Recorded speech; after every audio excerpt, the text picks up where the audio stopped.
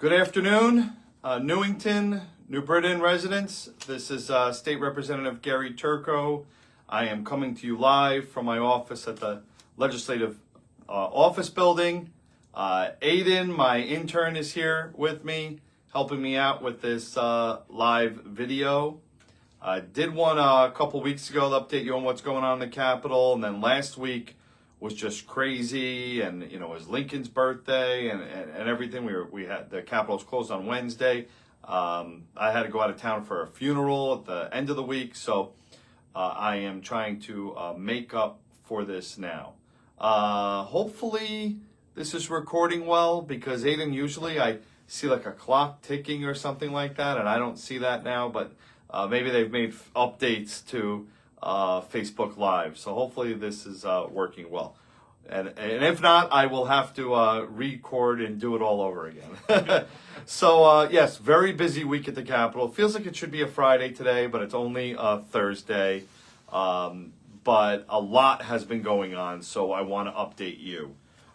First, tonight in Newington, Congressman John Larson is coming on my invitation to Newington Town Council Chambers at 6 o'clock to 7:30 p.m.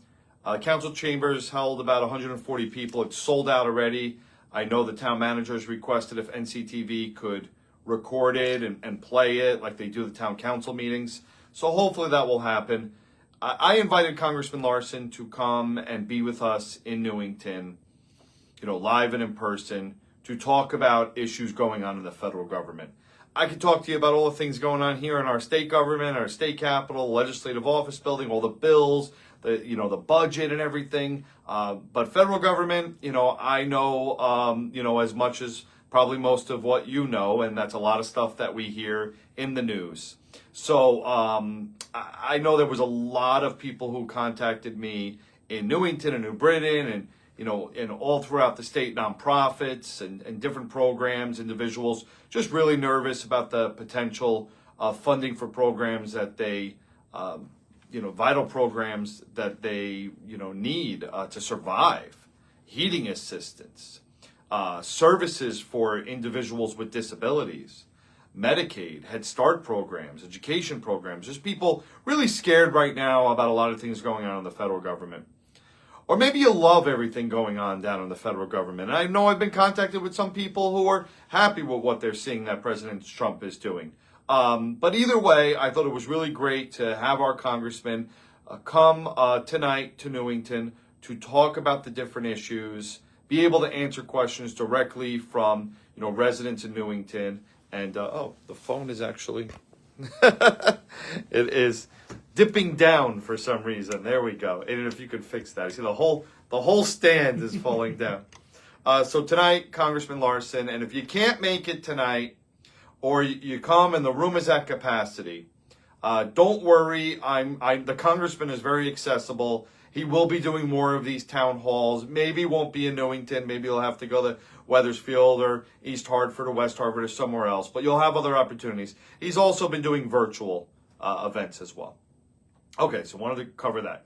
Second, a constituent of the 27th District in the part of New Britain that I represent, Jan Edwards, just became the president of the Greater New Britain chapter of the NAACP. So congratulations, Jan. The ceremony was on Tuesday, and I was unfortunately not able to be there. The Housing Committee had a public hearing that went very, very late into the night, into the AM hours. We had 271 people signed up.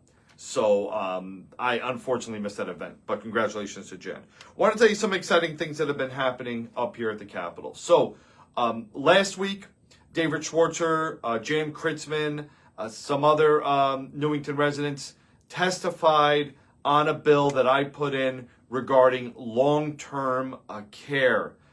This was regarding the long-term care insurance specifically, how the premiums have been skyrocketing, making it very unaffordable for people to continue to have these long-term insurance care plans that have been paying on to it for decades. And now when they're getting up in age and they may need the long-term care insurance, they are no longer able to afford the policies. And in those cases, if they have to drop the policies, they won't have these support from this insurance plan to pay for nursing home care, long-term care that they might have at home or in other ways. So it's a real shame how these premiums have skyrocketed. And I put in a bill to improve regulations, some price controls, and really help out consumers. David Schwartz, my constituent, Jan Kritzman, both of Newington, have been doing an incredible job advocating for this. Year after year, we've been trying to get a bill passed. Unfortunately, industry is very powerful in Connecticut for insurance. They continue to get the bills killed, and we're hoping that we can have some success this year. Another bill that passed the Housing Committee that I had put in, had a public hearing, and was passed out of the committee today on behalf of a Newington constituent who gave me the idea, was regarding radon mitigation. Aiden, are you okay with the stand there? Aiden has to manually hold the stand now because it's falling. Right. This was a stand I used to hold my phone regularly doing FaceTime lives during COVID, and I think the stand's a little broken now for the last few years. Yeah, but let me tell you about this bill that I had put in that passed out of the Housing Committee, and this is regarding helping low-income households with affording a radon mitigation system. So I just bought a new home in Newington. Like many of you know, I lived in Williamstown Court. I bought that home 15 years ago, smaller condo, got married in 2023. My wife and I, we cannot fit into our, 700 square foot bedroom, one bathroom, just too much stuff we've collected in, 40 years. So we have now a 3-family home we've moved into in Newington on Cobblestone Court on the other side of the turnpike. And that home in the basement has a radon mitigation system, which I didn't know too much about. I knew that radon was dangerous for you, but didn't really know much else. Then I saw this mitigation system, so started to learn from my realtor, Kathy Hall, also from Newington, former deputy mayor, who was teaching me about this system. And a constituent in Newington told me about Colorado, who has a radon mitigation program to assist low-income households, and why doesn't Connecticut? So I proposed the bill. And I got to talk to the American Lungs Association, the Connecticut chapter, who told me that second to smoking, radon is the second leading cause of lung cancer. So you have smoking, and then you have radon exposure, second highest levels of lung cancer in the country. And I don't think people know this. It's like a silent, killer. I mean, like carbon monoxide and things like that. Now, carbon monoxide can kill you overnight if you're exposed to it. Radon takes a lot longer, like smoking, but can be almost as deadly. And people are living in homes now, and they're inhaling this, and they don't know. So first, get your home tested for radon. If you have not had your home tested. But if your home has a high level of radon, you need to have some sort of mitigation system. And that may cost a household a couple of $1,000s. Now, some people can afford that, but some lower income households won't be able to afford that. They got bills with, electricity and heat and food and, other paying the mortgage, other household costs. So what is that going to mean? They're probably going to put off putting in the mitigation system and be exposed to radon even longer amount of time. And then because of that, it is going to potentially result in lung cancer or other dangerous conditions. So this is an area where I think that we need to help people. Now, it had great support, bipartisan support in the committee. All the Democrats supported it. Some of the Republicans supported it, some of the Republicans didn't, because they didn't like the way in the proposal that the money was funded. We have a Healthy Homes Fund. It's a surcharge on our homeowners insurance, $12. That goes into a fund and it pays for different programs, crumbling foundations, I think maybe lead mitigation for homes that have, lead paint so children don't get exposed to that. So that was the proposal, to use that fund. they didn't like that idea. They love the concept. Let's do it, but let's find another funding mechanism. I'm totally open to that. So any way we can fund this to help people reduce that. But moved in another step in the right direction today with JFing it out of the Housing Committee. It will go to the floor and then eventually to the appropes to fund it. Another really great bill that I testified in for today that I introduced with my intern Aiden. We testified together. Aiden goes to Middlesex Community College, lives in Rocky Hill, unfortunately not Newington, but we love our neighbor Rocky Hill as well. We testified in a bill I introduced to try to put some limits, transparency on fees that college students are being charged, and to reimburse college students for their meal plans that they don't spend at the end of the college year, rather than the college being able to keep that. So regarding the fees, there are, boy, I don't have the list in front of me, Aiden, but we can try to name them off. There are graduation fees, which we actually banned in Connecticut. So that one for state schools is not allowed. It's still allowed probably for private schools. There's matriculation fees, there's student activity fees, there's technology fees. What are some of the cap and gown fees? What are some of the other ones I'm missing? Student health and wellness fees. Yeah. The transit fee. Let's see. The oh my goodness, there are just too many. Yeah, a lot of fees that students have to pay on top of tuition and room and board. You know, some of these fees are optional. Some things that you can, I think you're just going to have to hold it, Aiden. Go ahead and just hold it like that for me. Sure, no problem. That way it doesn't fall off the tripod, right? There's tons of these fees that students have to pay. Some of them they can opt out. Some of them they can't. And sometimes they're not always transparent. So I'm not necessarily telling a college university that they can't charge a fee that they think is necessary for a student to be enrolled. I'd like them to limit these fees. I'd like these fees to be part of the tuition so it's very transparent. But at the very least, disclose what the fees are that you're charging students right at the time of enrollment. So they can compare one college to the other and kind of see what they believe is the most affordable and meets their needs. And there's no surprises later on. I'm the vice chair of the General Law Committee now, and we're working really hard on price transparency for consumers. Same should be for consumers of higher education.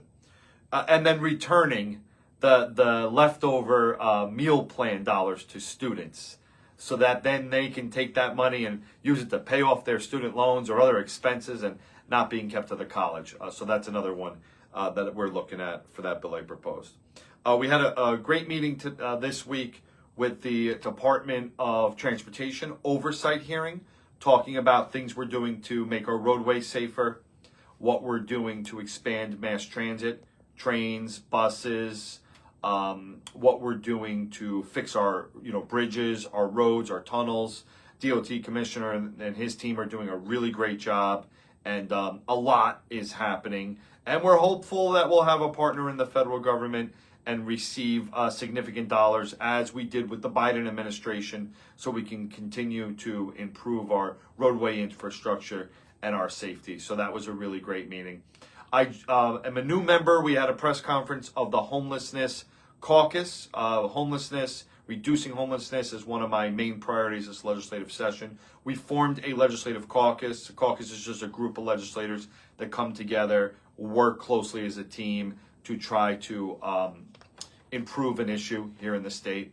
And I'm also helping lead House Bill 5002, which is a bill to reduce homelessness. I'm on the Housing Committee, so I'm working a lot on those issues.